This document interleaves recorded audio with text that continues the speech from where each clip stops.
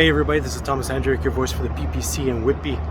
Here I am at a typical Canadian airport, a major airport in Canada, and this is a major gateway for newcomers, for immigrants coming into Canada. This is probably one of the first places where they step foot on Canadian soil. And so yes, I am going to go there. I'm going to talk about immigration. I'm going to talk about immigrants. I know a lot of people don't want to talk about it. It's a taboo subject. It's a subject that most people don't want to touch with a 10-foot pole, saying that it's political suicide, but it's a very important subject. It's something that needs to be discussed and something that we need to find a solution to. I am the son of two immigrant parents. I'm first generation Canadian. When my parents came out in 1968, they didn't have much of a choice. It was either leave their country, flee their country in Central Europe, communist Central Europe, or face jail time or possibly death. Not just my parents, but my young sister as well. When they came out in 1968, they came with 2 suitcases, 1 child, my 8-year-old sister at the time. They were given $10 and said, good luck, go out there. If you need some help, we can help you to a certain degree, but away you go. And you know what? Back then, it was not a big issue. Back then, Canada was truly the land of opportunity. You could make it no matter what. If you wanted to work, you could find a job. If you worked hard, you would prosper. You would climb that ladder. If you wanted to study, you could study. It didn't matter. You could get ahead. It's exactly what my parents did. They had to redo their studies, redo their diplomas. They did it. They got good paying jobs, and they made well in Canada. They came in 1968. By 1974, they were able to purchase a house, and by 1978, they paid it off. Imagine that. They paid off their mortgage in 4 years. That is insane. That's unheard of in today's world, where we take on mortgages of 25 to 30 years. That was the Canada then. Boy, has 50 years really put a stamp on Canada. We know now, and we see what's happening with immigrants and the rules of immigration today. I'm sure most of you have seen videos and pictures of how immigrants are living in Toronto. These poor immigrants come to this country, and what's happening to them? They're living on the streets, living under bridges. With what they have, their own possessions of a suitcase full of clothes and maybe a few shoes, and that's it. That's how these poor people, these newcomers to Canada, are living. And I'm sure they came with all the expectations that my parents had. Coming to freedom, coming to a land of prosperity, coming to the land of milk and honey, where you can make it no matter who you are. If you work hard, you will get ahead. Well, that's not the case today, is it? These poor people, I'm sure, were tricked by the Trudeau government saying you will get whatever you want. There are jobs galore in Canada. You will be prosperous. You'll have everything. And you know what? How these poor people get here? One of them decides to leave the country, leave their family. Their family and relatives and friends gather all their possessions, all their money, and give it to this one person. So go out and make it. They leave their wives, they leave their children, and what happens when they get here? They're living under a bridge. They're living in a tent city in downtown Toronto.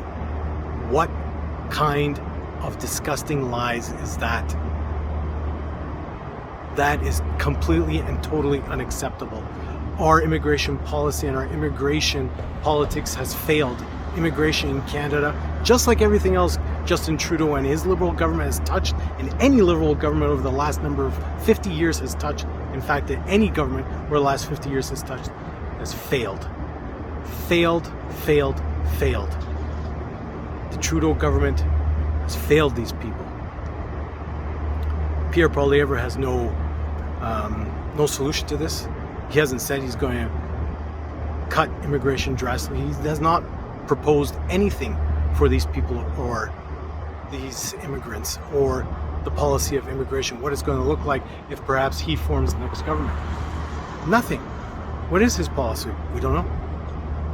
These poor people have been tricked and have been given the runaround coming here to Canada, to the land of milk and honey, which it is not anymore. And we see these people out on the street, and we see then the response of, for example, the Toronto Mayor, Olivia Chow, saying, anybody who has any space, open your home up. Let these people in. Accept these immigrants into your home.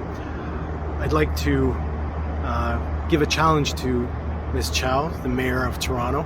I'd like to ask her to show us and give us a good example of how that is done. How many immigrants are you going to take into your home? Please show us how it is done. Please show us how you can do this. I'd like to see.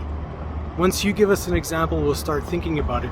But you have to give a plan, and you have to show us. Don't wait for anybody else to do it. You come up with something, you implement it yourself and show us. It's a tragedy what's happening with these people. It's tragedy to those immigrants. It's also tragedy onto Canadian society, because now all of a sudden we're footing the bill. We're footing the bill for helping these people. We're footing the bill because these people don't have a place to stay. They're living. Many of them are still living in hotel rooms that we're paying for, and they don't have jobs. We're paying for it. They're taking out of our tax dollars. We're going more and more in debt because of this. It's not the immigrants' fault. It's the government's fault. I really, truly feel sorry for these immigrants. I hope they're not used as scapegoats, because unfortunately, Trudeau government will do that because they're turncoats. They lie. They like to lie. And they like to turn on people and blame others instead of looking deep into their own souls. Yes, that's exactly what is happening. These people are being used as scapegoats. Now we look at how to solve this. We're going to have to cut the numbers of immigrants into this country. That is for sure. But let's take a look, when these immigrants are also hurting the Canadian society, that is, Trudeau government is hurting Canadian society by bringing this exorbitant amount of immigrants. How so? Because they're told there's a lot of jobs. Well, a lot of them do take on jobs. But what kind of jobs do they take on? They're not the so-called skilled jobs. They're more of the jobs like working at a Tim Hortons or McDonald's or some other job of such. A job that most Canadians unfortunately don't want to take on. And these immigrants do take them on. They're paid very little. They're given very small or low wages. How does that hurt Canadian society? Well, it's also pushing down the average wage in Canada. More and more people are being paid less and less. It's pushing down the mean, which means also it's pushing down and shrinking the middle class. Remember that saying that Trudeau is all for the middle class? He wants the middle class to expand. Well, it's doing the exact opposite. The mean wage, the average wage is shrinking. That means that the middle class is shrinking because the wages are getting smaller and smaller. More and more people are taking on these low-paying jobs, and the middle class is shrinking. The average income is shrinking in this country. But we also see what the other problems this type of immigration is bringing on. If we look over to Europe, what's happening is absolutely unacceptable and insane, and it's worrisome that this could happen here as well. Along the Hungarian-Serbian border, we've seen the problems going on there. And 2 days ago, there were gunfights on the streets amongst immigrants. Even hand grenades were tossed into the streets of these bordering towns and villages along the Hungarian-Serbian border. Because unfortunately, there too, there are no jobs for them. They're living on the streets. They're hopeless. They don't have much hope. They don't see what their future's going to hold. So guess what?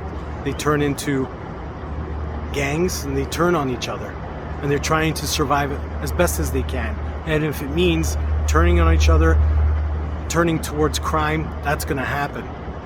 What's going to happen in Toronto? What's going to happen in Canada? Same thing.